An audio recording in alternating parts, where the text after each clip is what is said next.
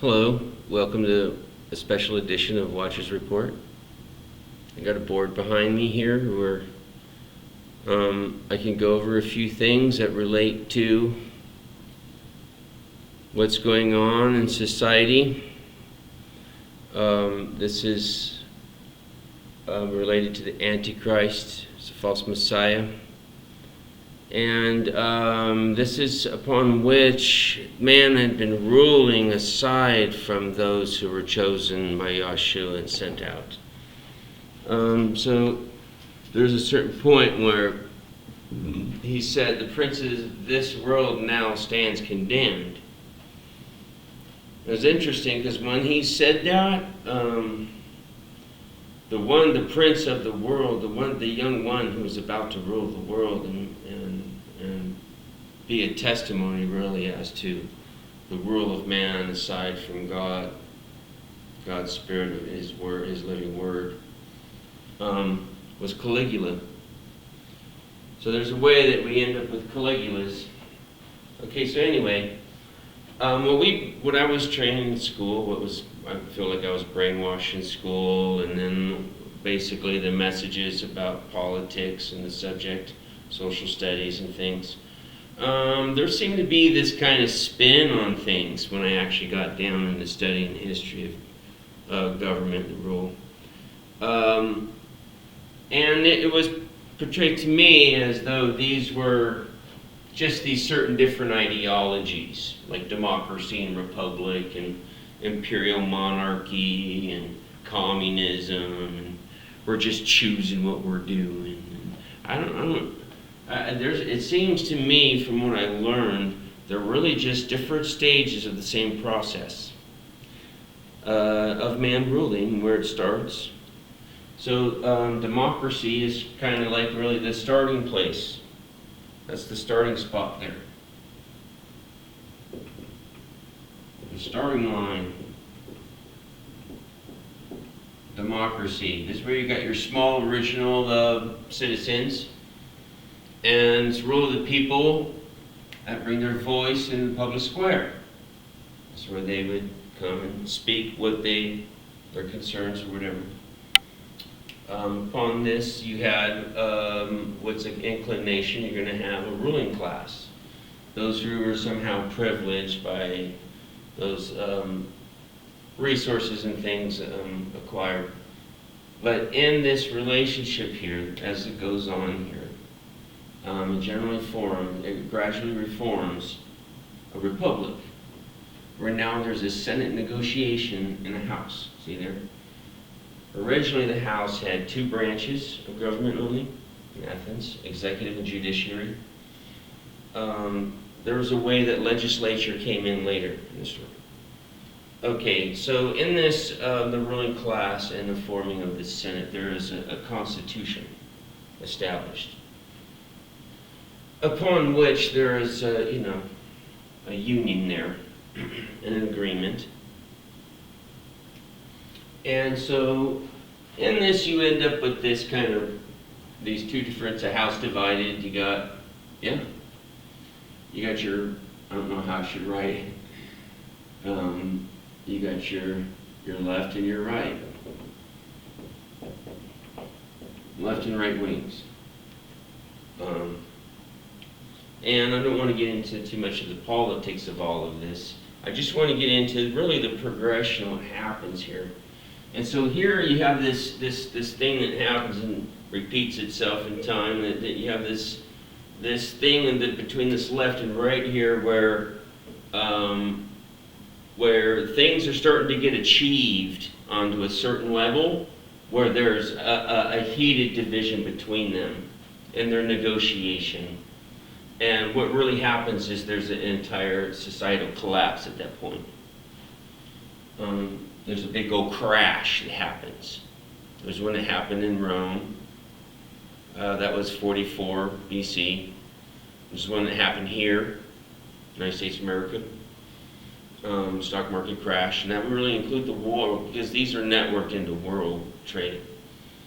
And so what happens is, and what happened in the story is, This is where after the crash, and this no longer works, they have to now form an imperial monarchy where there's only one electric consul who has the power of say-so. And so this is where the genius comes in, the genius Augusti, who engineers an imperial monarchy under the auspice of the Republic reforms. So what he's doing is he's reforming it to make it look like it's this still, right?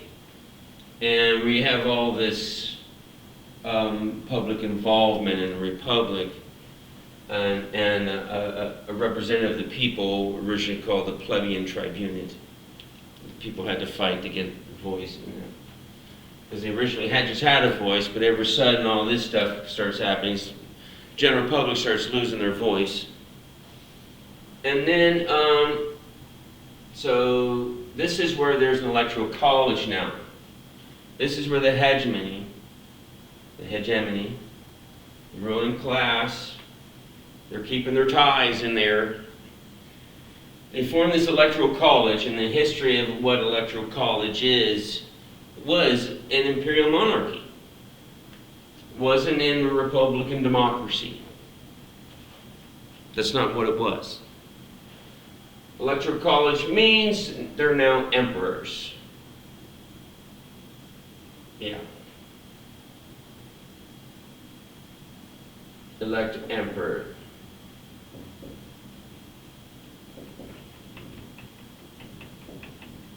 Who elects the emperor? Okay. Under this whole thing, and the way that the ruling class is tied into it now, it gets now to where we don't have to have so much consideration of all these other people. This is where the plebeian tribunate and somehow got to where they weren't so much representing the people anymore. There's a fallacy in man and inclination to be able to be bought out by the money. So, okay, in this here, there's this golden age here. And this is like what happened in what was called the Augustan era. And this is right where the story of the gospel came in Rome, was right at the end, towards the end of this this golden age in the Augustan era. This is where the gospel came in. Okay. And there was Roman democracy going on there in Judea. And that was the forces really behind the political thing that happened there, and that led to the crucifixion of the Messiah. And so under this whole new deal here, the end of this golden age, the hegemony end up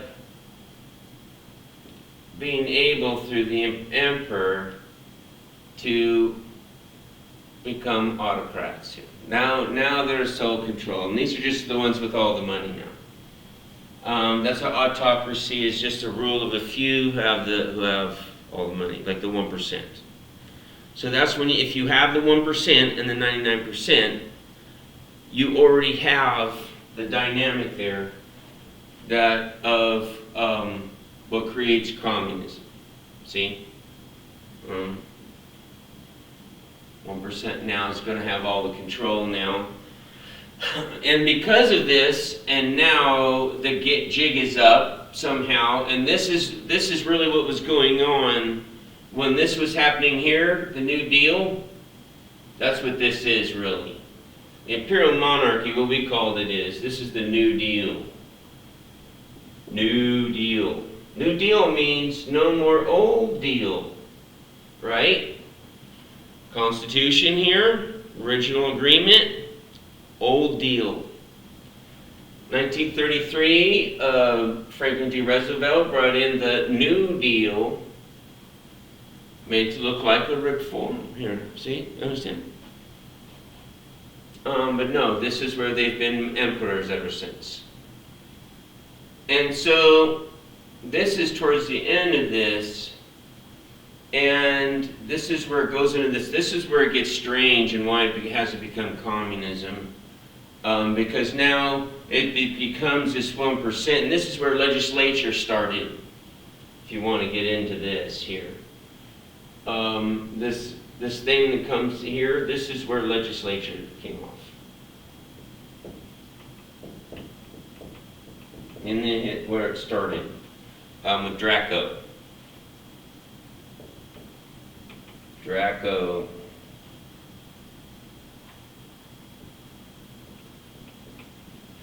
Draco, 621 BC, was the first, he established the first legislation in democracy.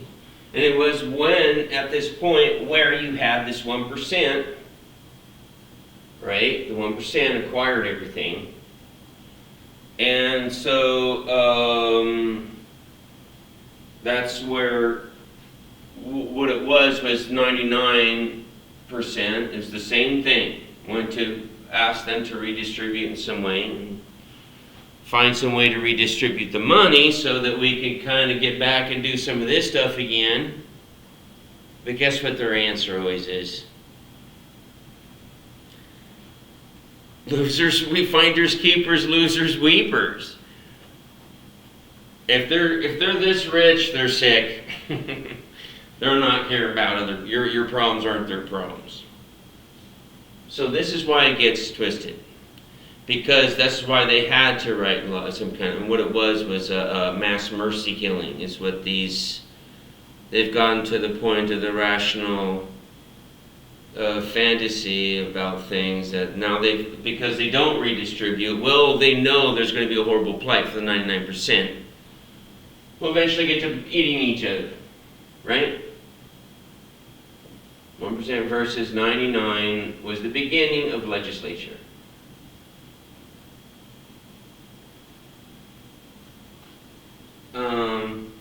Yeah. And so now, because it gets to this thing, this is why they start to lose motivation. They're not all, the carrot's gone now. They're not pushing the stone because there's no carrot. People are going, what? Why? Why is just masses people falling through the... Because their take-home pay ain't taking them home no more. It's very, very simple. Take-home pay doesn't take them home anymore. Once it gets to the point of economy getting to the point where, under this, individual independence is no longer affordable. You can't afford it anymore. It was achieved at some point over here, but now they can't afford it anymore. So this is where it ends up forced prostration, bowing to leaders, forced labor. And this is where you're going to look for that big religion, that world religion, and theocracy and how it plays its role in this. This is where it what's really required. Elizabeth Ramirez, come to the front desk, please. Where it gets to the point where the reason why is because it gets to the point of them having to have so much control, absolutistic / absolutism.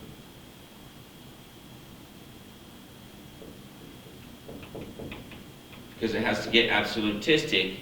For it to be able to work, they have to be able to somehow worship these people here.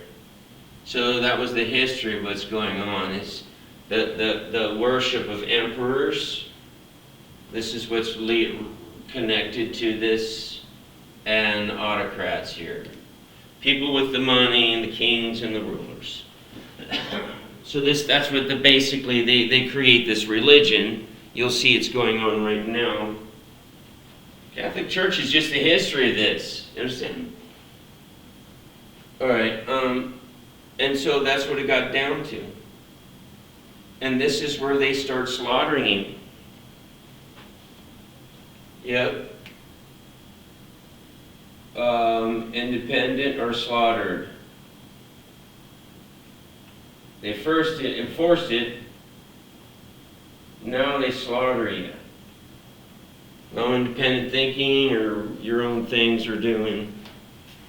And so the big point about the Iron Curtain was when this was going on over there in Russia, right? Communism, and they were at this point. They were forming this in 1933. and they were not wanting you to know, right? Well, because that gives the whole jig up about the whole thing. And so, so there you go. There's a little bit on the history of government and how they try to fool us. So thank you for coming. See you soon.